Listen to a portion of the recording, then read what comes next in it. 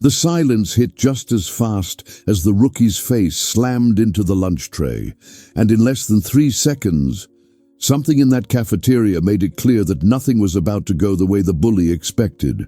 Stay with me until the end, because what happened after that first hit was so intense, so unexpected, that even the veterans of Blackridge froze, and the guards, who'd seen every nightmare a prison could produce, literally forgot to breathe. Before we go on, hit that like button, subscribe, and tell me where you're watching from. It helps this story reach way more people. Now let's get back to it, because what comes next is heavier, tenser, and more unbelievable than anyone could have imagined. Blackridge Federal Penitentiary wasn't known for its cold cells or cracked concrete. It was known for swallowing men whole, not with violence alone, but with the invisible rules that decided who survived and who got crushed on day one. In there, one truth ruled every block: whoever controls fear controls everything, and few men controlled fear better than Brutus Kane, the self-appointed king of the cafeteria. Brutus was a wall of muscle and anger, the kind of man who didn't need to shout to intimidate. His presence alone was enough. Every scar on his arms told a story no one dared to ask about. He was the final exam for every newcomer, the monster who decided who would dominate and who would spend the rest of their sentence bowing their head. And that day, he thought he'd found the perfect victim. The new guy, Evan Reyes, 24, had exactly the kind of face bullies loved to smash. Too young, too calm, too quiet. He walked into the cafeteria carrying his tray like he had all the time in the world, like the heavy air of threats didn't even touch him. He sat down, opened his food, and simply started eating. That was all it took to set Brutus's ego on fire. No looking down, no stepping aside, no fear. To Brutus, that was an invitation. He stood up from his table with the eager confidence of a man about to do what he did best: intimidate, humiliate, dominate. His footsteps echoed across the cafeteria, and one by one, every inmate stopped talking. The guards watched, but didn't move. This was the kind of scene they knew too well, and never interfered with. Brutus stopped behind Evan like a towering shadow swallowing the entire table. The rookie didn't look up, didn't flinch, didn't shift. It was almost as if he didn't even notice the bully behind him. And that was gasoline on Brutus's wounded pride. With no warning, that massive hand came down. He grabbed Evan's hair and slammed his face into the tray with brutal force. Food splattered, tables rattled. Some inmates laughed, others winced. Most already knew how this story was supposed to end, but something was off. Very off. Evan's body didn't jolt, his shoulders didn't collapse, his breathing didn't change. It was as if the hit hadn't reached him at all. Brutus slammed him again, harder, angrier, hungrier for humiliation. But nothing. And in that second, that exact second, the entire cafeteria realized something wasn't normal. It wasn't courage. It wasn't stubbornness. It was something else. Something no one had a name for. Evan was too still, too calm, too controlled. The inmates who were laughing went silent. The guards straightened up, and Brutus, a man who fed off other people's reactions, felt something unfamiliar creeping up his spine. Unease. He yanked Evan's head back, ready to deliver another blow, maybe the last one before mocking him. But before he could swing, the rookie lifted his eyes, steady, cold, lethal. That was not the look of an ordinary inmate, not the look of a terrified young man. It was the look of someone who knew exactly what was about to happen and who had complete control over it. And then, the movement came. Fast, precise, impossible to predict, and in 10 seconds, everything Brutus thought he controlled, fear, power, reputation, would be ripped away from him. Because the rookie didn't just flip the script, he flipped the entire prison upside down. And right there, in that packed cafeteria, the story began, the one that would turn Evan Reyes into the most feared and most talked about name in Blackridge. Blackridge Federal Penitentiary wasn't just a building wrapped in fences, alarms, and electrified coils. It was a living organism, a pulsing maze where every wing had a personality of its own. Block C, where Evan Reyes had been placed, was the most volatile of them all. That's where the impulsive, the prideful, the violent, and the men who no longer feared consequences were kept. It was the block guards preferred to patrol in pairs, the block where tension never fully died, where the walls seemed to breathe with the inmates. The cafeteria, the scene of the earlier confrontation, was known as the swamp, not because of the smell of old food, but because once you got dragged into a conflict there, you didn't come out clean. Reputations were forged on those stained tables, in the sharp glances slicing through the air, in the heavy footsteps of the block's bullies, and among all of them, no one was feared more than Brutus Kane. Brutus had built his authority over the years with a mix of brute strength and cruel theatrics. He wasn't just strong, he was clever in the way he used violence as a psychological weapon. He chose his targets with precision, quiet newcomers, fragile figures, anyone who looked easy to bend. But that day, something unsettled him, something he couldn't name, but instantly recognized as a threat. Evan's calm. Evan Reyes was not an ordinary inmate. His eyes always seemed to be measuring distances, evaluating exits, absorbing everything. He didn't talk much, but when he did, his words were too precise for someone who was supposed to be drowning in fear. His past, wrapped in mystery, floated through the corridors as rumor. Some said he'd been arrested by mistake. Others claimed he had ties to tactical groups. A few swore they'd seen him move like a professional when he stepped off the transport van. One thing was certain, he didn't react like someone broken. And in Blackridge, that alone was dangerous. That block had another figure who watched everything with quiet interest, Marcus Vane. 13 years into his sentence, Marcus was a strategist by nature and the unofficial leader of the block's smartest inmates. He wasn't strong like Brutus, but his mind was sharp enough to see patterns others missed. The moment he saw Evan enter for the first time, he knew the kid wasn't just another lost newcomer. The way he placed his feet, the way he scanned the environment, the way he held his posture even when no one was watching, all of it screamed training. The natural rivalry between Brutus and Marcus meant they were always battling for influence over the block. And when Evan showed up, that rivalry gained a new focal point. Brutus saw a challenge to his dominance. Marcus saw a rare piece that could shift the entire balance. There were also the silent observers, the inmates who survived by living in the shadows of the powerful, reading the room like an open book. They could sense things before fights erupted, before alliances formed, before wars began. And these men knew Blackridge was about to witness something it hadn't seen in years, a rookie who didn't break. Among guards and inmates alike, whispers began to spread. Who was this kid? Where did he come from? Why didn't he react like everyone else? But none of the theories even grazed the truth. Evan wasn't there to prove bravery or to challenge anyone. He simply understood something the others didn't. In a place like Blackridge, real survival didn't come from yelling or flexing. It came from absolute control of your body, your mind, and your timing. And it was exactly that control that began to unsettle everyone around him, lighting a dangerous spark inside the prison, the feeling that the balance was about to collapse. The cafeteria was still wrapped in that thick, heavy silence when Brutus kept his massive hand tangled in Evan's hair, shoving his face into the food as if he wanted to crush not just the kid's dignity, but his very identity. It was the bully's ritual. Break the spirit before breaking the body. And he had always done it easily, flawlessly, without resistance. But this time, something was wrong in a way no one could ignore. The inmates started noticing the rookie wasn't reacting like the others. No trembling, no instinctive pull away, no desperate struggle. His hands on the table weren't tense, his fingers weren't curled.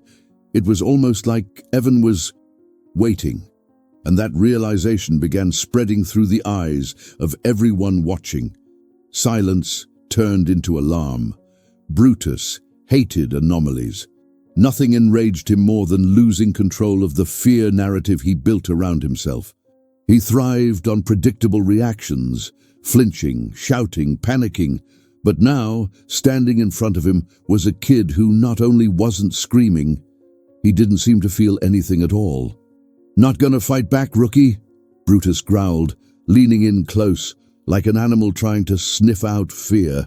Still nothing, and that only fueled his rage. Brutus yanked Evan upward with brutal force, lifting half the kid's body with one arm. The movement was sharp, violent enough to rip a shout from any man, but Evan simply lifted his gaze, not even raising his hands to protect himself. The tables around them tightened. Some inmates exchanged quick looks, others stepped back an inch, instinctively putting distance between themselves and whatever was about to happen. Because everyone knew, when a bully loses emotional control, he hits harder.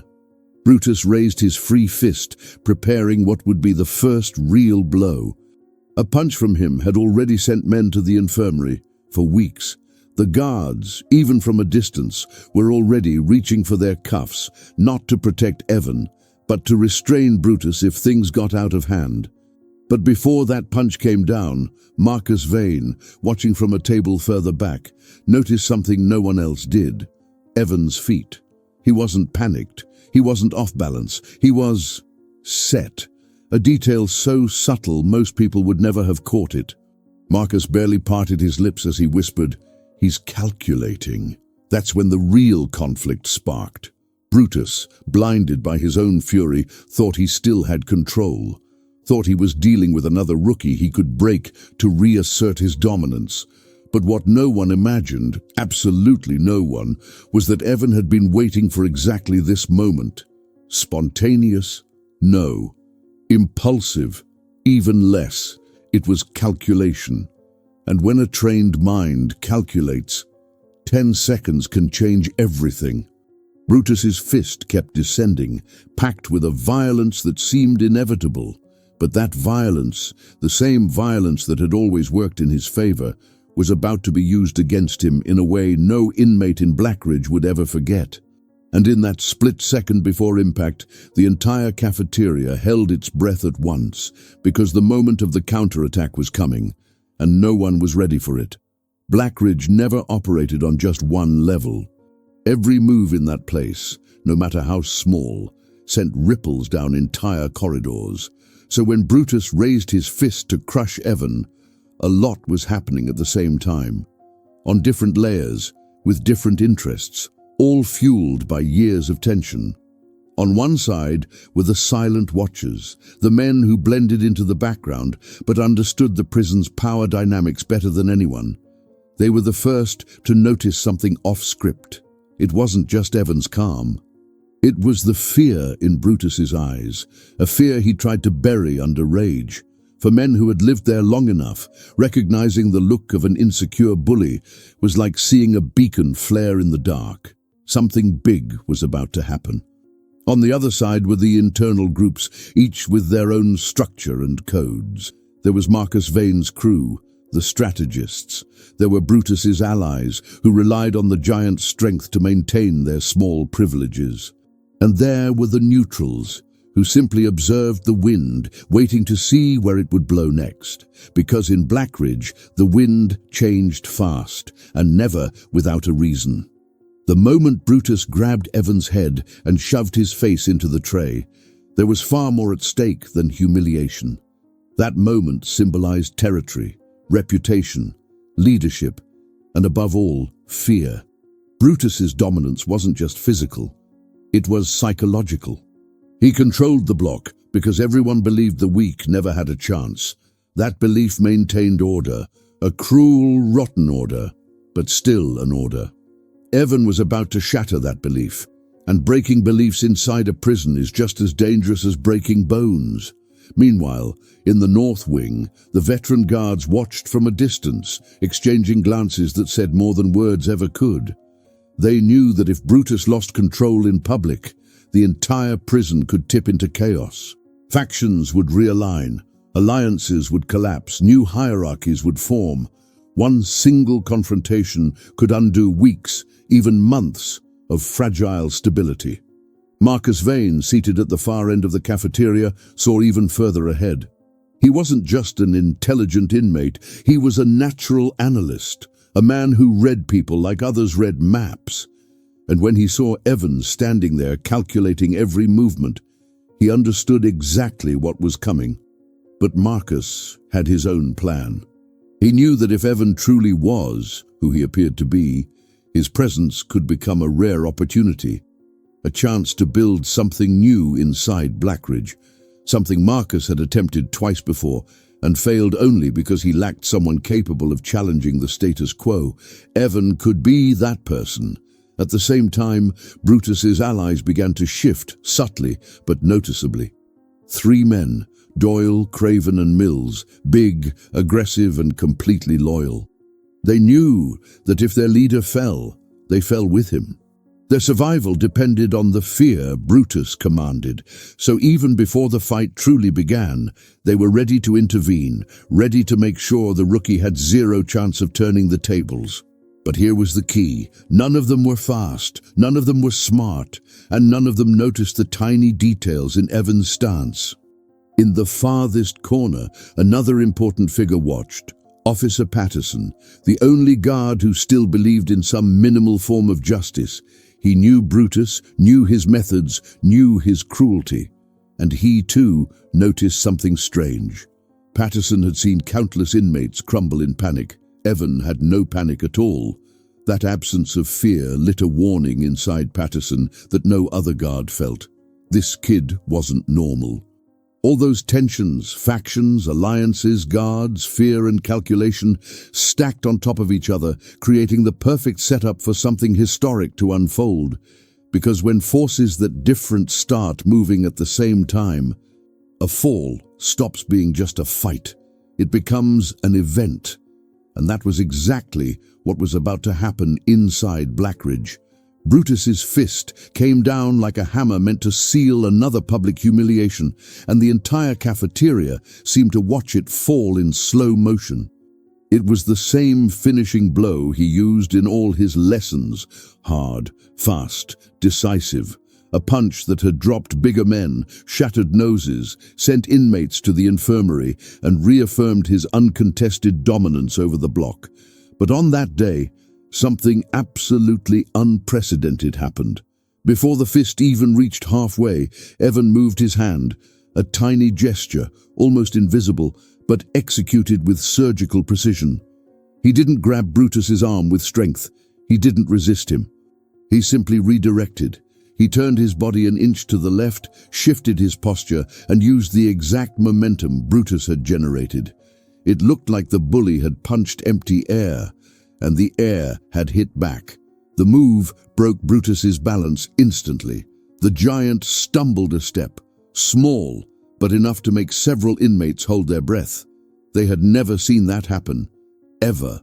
Brutus recalculated, trying to understand what had gone wrong, but he didn't have time. The moment his body searched for stability, Evan acted again, fast, cold, precise. He grabbed Brutus's forearm with both hands, not to overpower him, but to use his weight against him. It was pure technique, the kind no brute force bully could ever predict. A pivot, a stance switch, a reversed step. And suddenly, the entire cafeteria witnessed the impossible, the colossal Brutus Kane, vulnerable. Doyle and Craven, Brutus's loyal allies, pushed their chairs back to intervene, but froze when they saw the second movement. Evan pressed the bully's shoulder downward, forcing the massive body to fold. Brutus tried to swing again, but Evan slipped aside, dodging with a natural ease that looked like he'd practiced that exact attack hundreds, maybe thousands of times. The second punch cut through empty air. The third missed too, and the fourth never even happened. Because Evan, calculating the exact moment the giant would be exposed, slipped his knee between Brutus's legs, rotated sideways and, using nothing but the bully's own weight, flipped the most feared man in the block. It hit like a gunshot. Sharp, heavy, humiliating. Brutus slammed onto his back, air blasting from his lungs, eyes wide in pure shock. The guards froze, the inmates gaped. Even Marcus Vane, always the strategist, raised his eyebrows, recognizing something you didn't see every day. But Evan wasn't finished. The bully tried to get up, reaching for the rookie's shirt. But Evan stepped back, and with a smooth, precise motion, struck Brutus's forearm in a pressure point, a technique that neutralizes strength with controlled pain. Brutus screamed, something he never did. That scream was the spark. The cafeteria fell into total silence, suspended between disbelief and fear. Evan could have beaten him senseless. He could have destroyed Brutus's reputation with violence. He could have ended things the way most men in Blackridge would. But he didn't. He simply stood there, looking down, with the same calm expression he'd had when he walked in. That was the real turning point. It wasn't just taking down the bully. It was taking him down without hate, without shouting, without enjoying it, without losing control.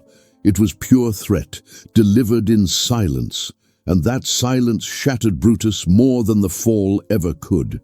His allies hesitated for the first time since choosing his side. Doyle swallowed hard. Craven stepped back. Mills, the most aggressive of the three, kept his hand on the table as if his own body warned him to stay out of it.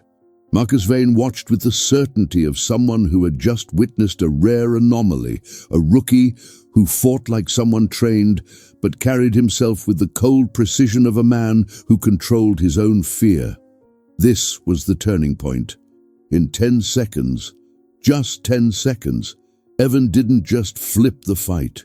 He flipped the entire block upside down.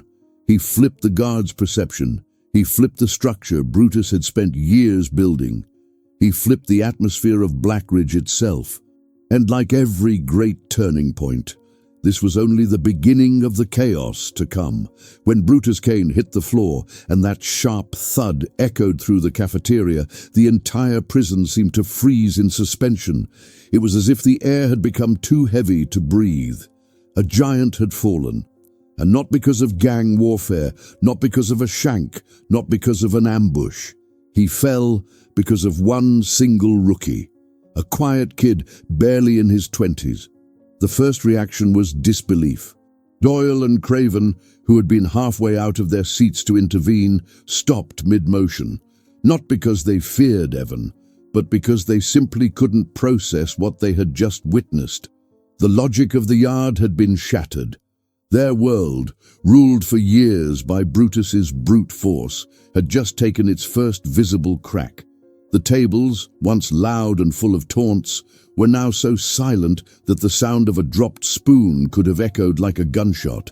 Some inmates stared in pure astonishment.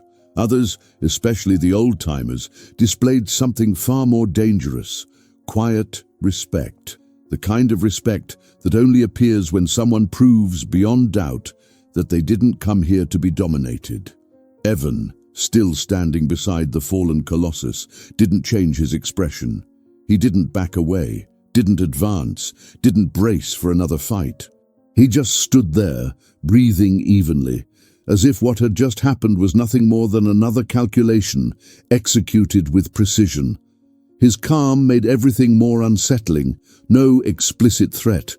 But the sense of something much bigger radiating from him was impossible to ignore. The guards were the first to move. Officer Patterson, the closest one, raised his radio, but he didn't call for backup. He simply reported a cafeteria disturbance, using the cold, sterile language they were trained to maintain. But even he couldn't hide his shock. In Patterson's eyes, there was more curiosity than anger, and the faintest recognition that Evan was not what he appeared to be. None of the other guards moved in. No one tackled Evan. No one barked commands. They knew situations like this were volatile. When the internal hierarchy of a prison takes a hit, any rushed action can set the whole block on fire. And at that moment, no one wanted to be the one striking the wrong spark. While Brutus struggled to breathe, trying to understand how he'd been taken down so effortlessly, emotional reactions began to spread through the room. Some inmates whispered, "Did you see that? No way, that was real." The kid flipped Brutus like nothing. But the most dangerous whispers came from the darkest corners. "That one's not normal. He's trained. Nobody does that without experience."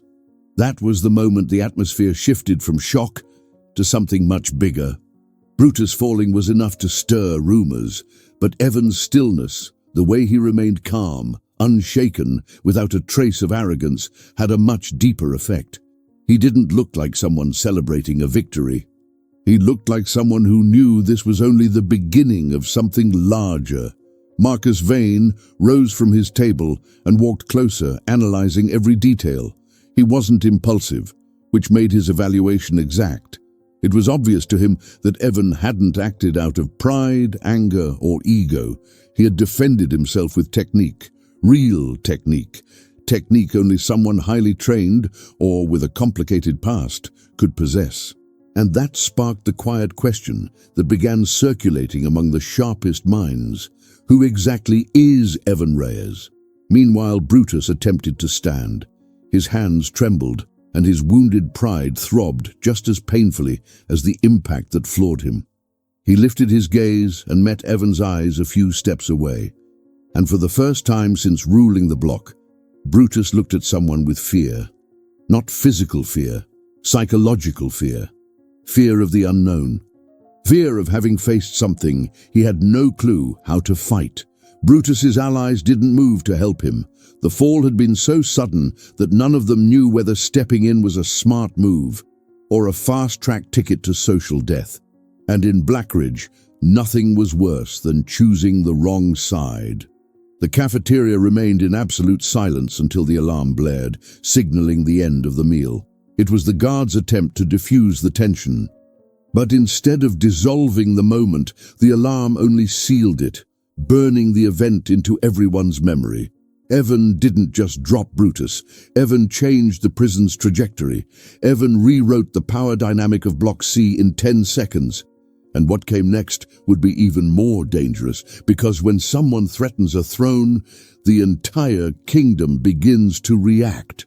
The corridors of Blackridge had always carried a heavy energy, a blend of quiet tension and contained vibration that only someone who lived there could truly interpret. But after Brutus fell, something in the atmosphere shifted, subtle, yet deep. The inmates' footsteps echoed differently, the stairs held a new weight, and the prison itself seemed to watch Evan with a curiosity it had never directed at a rookie. Evan walked without hurry, wearing the same calm expression he'd had before. But inside, something had changed. Now he knew the eyes weren't just watching. They were evaluating every gesture, every pause, every breath. And instead of intimidating him, that awareness only reaffirmed his purpose. He wasn't naive. He knew Brutus's fall would send shockwaves through the entire block. For many, that kind of confrontation would have meant fear. A rookie dropping the top bully in seconds automatically becomes a target. For factions, for guards, for anyone eager to test their strength. But Evan didn't see it as a threat.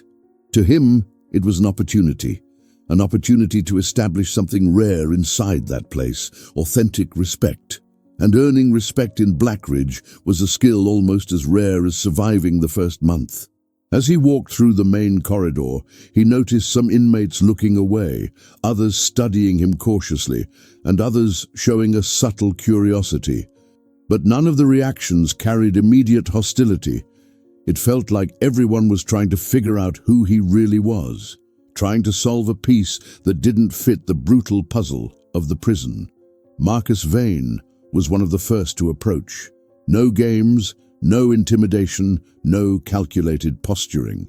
He stood in front of Evan like someone who recognized value, because to Marcus, that's exactly what Evan represented. "Kane's gonna try to stand back up," Marcus said quietly. no theatrics in his voice. "You know that, don't you?" Evan simply nodded. "I'm not here to pick fights," he replied calmly, "but I'm not here to bow my head either." Marcus smiled, a small, honest smile, something rare in that environment. "In here, that's what defines who you are." Those words lingered in Evan's mind because he knew they were true. Blackridge didn't forgive cowardice, but it didn't forgive arrogance either. Finding the balance between strength and silence was like walking on glass. One wrong step, and everything could shatter. In the days following the confrontation, Evan carried himself exactly as before. Discreet, observant, steady.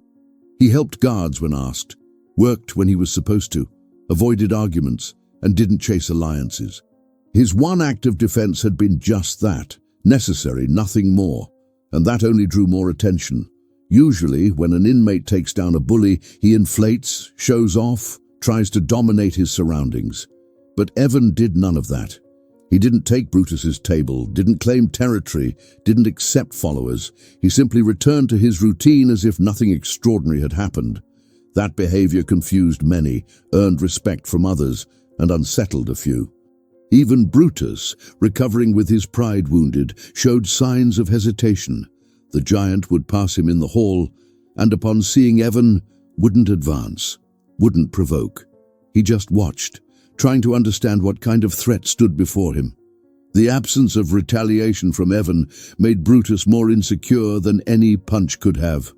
Meanwhile, Patterson, the guard who had witnessed everything, saw things differently. He watched Evan with professional interest, but also with genuine concern. Patterson knew inmates, he knew psychological profiles, and Evan didn't act like someone trying to survive. He acted like someone trained, too trained for a kid that young. To Patterson, that meant only one thing: someone hadn't told the full truth about Evan Reyes. And hidden truths inside Blackridge always came with a high price. But it was exactly that price Evan was ready to face.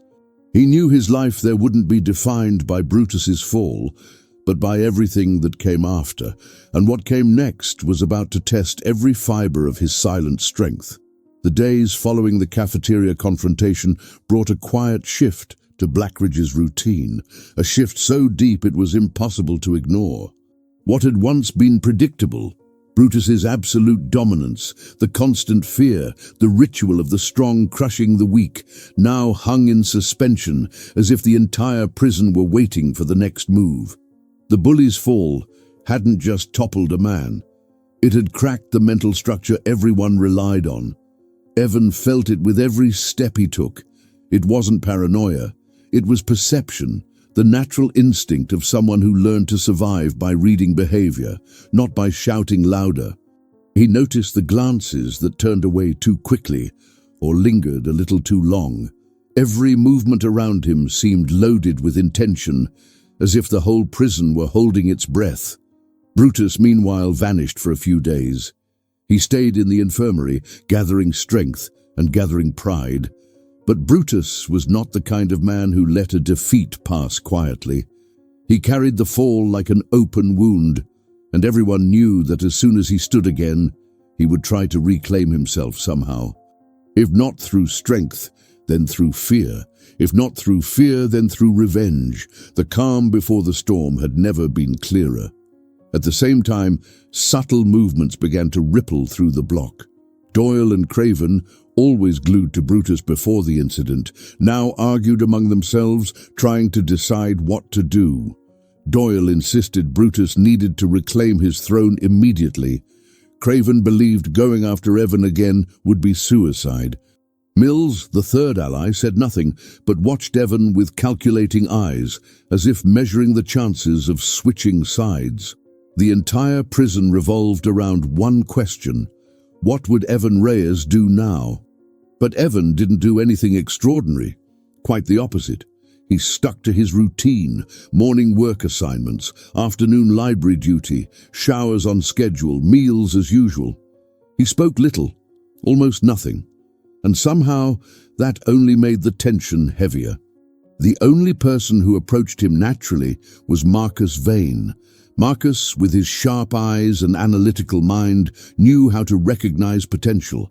And in Evan, he saw not just someone skilled, but someone dangerous, in the best possible way.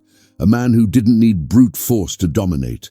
A man capable of breaking structures without ever raising his voice.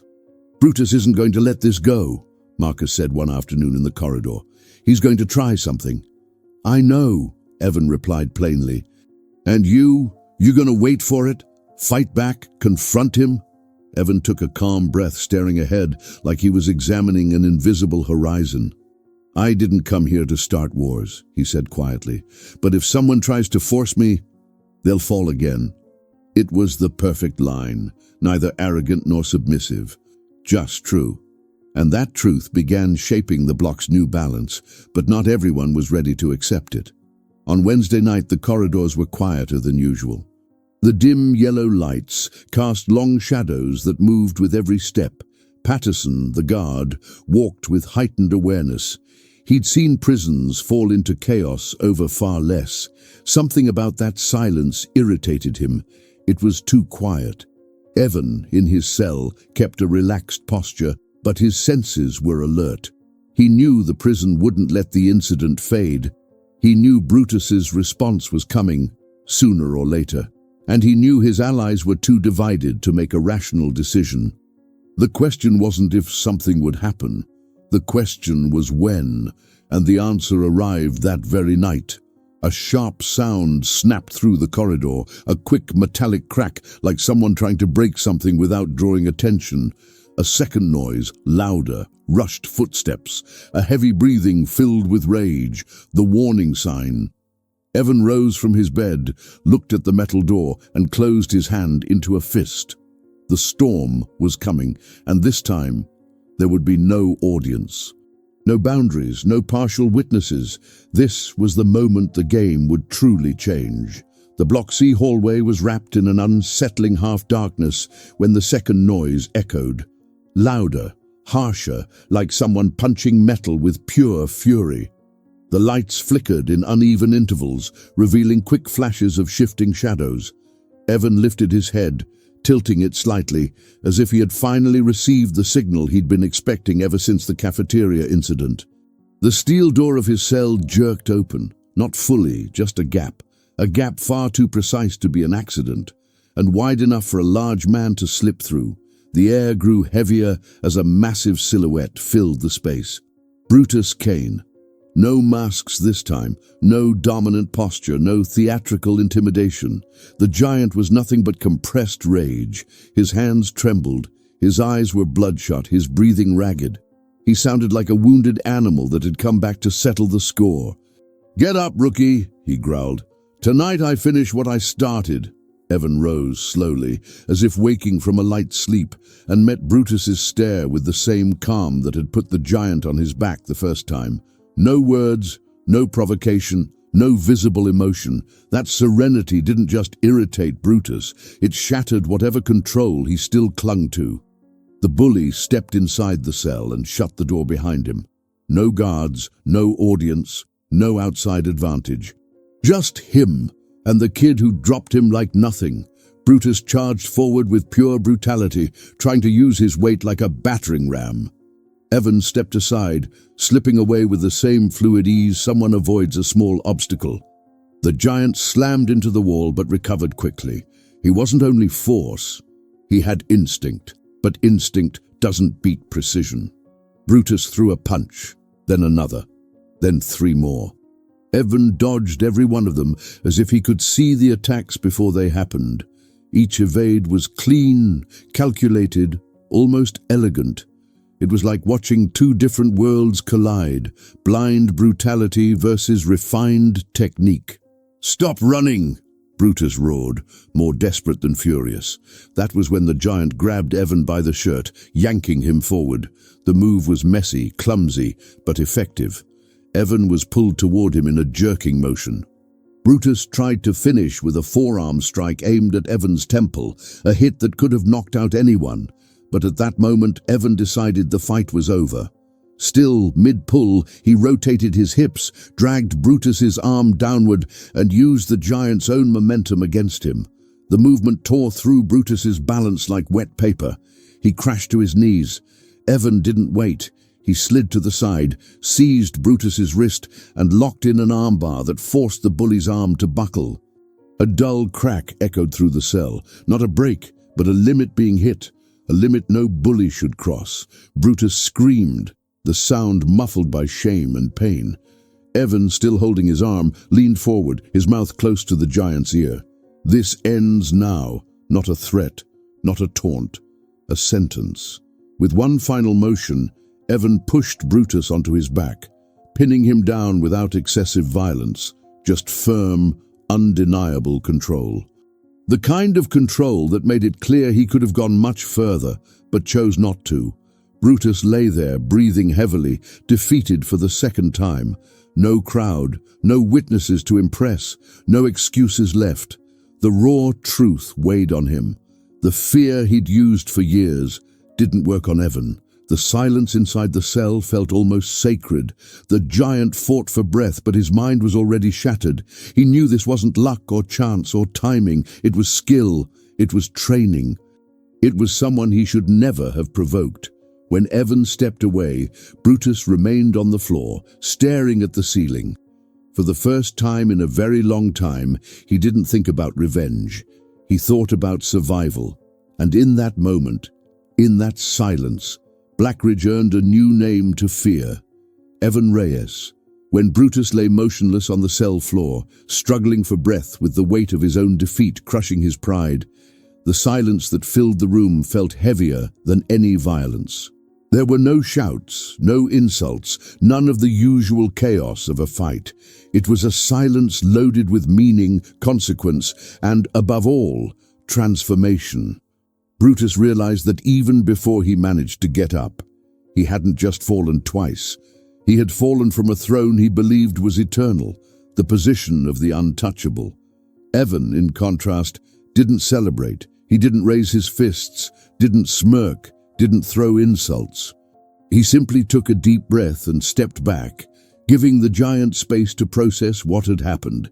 Everything Evan did that night demonstrated control. The kind of control that doesn't come from ego, but from experience.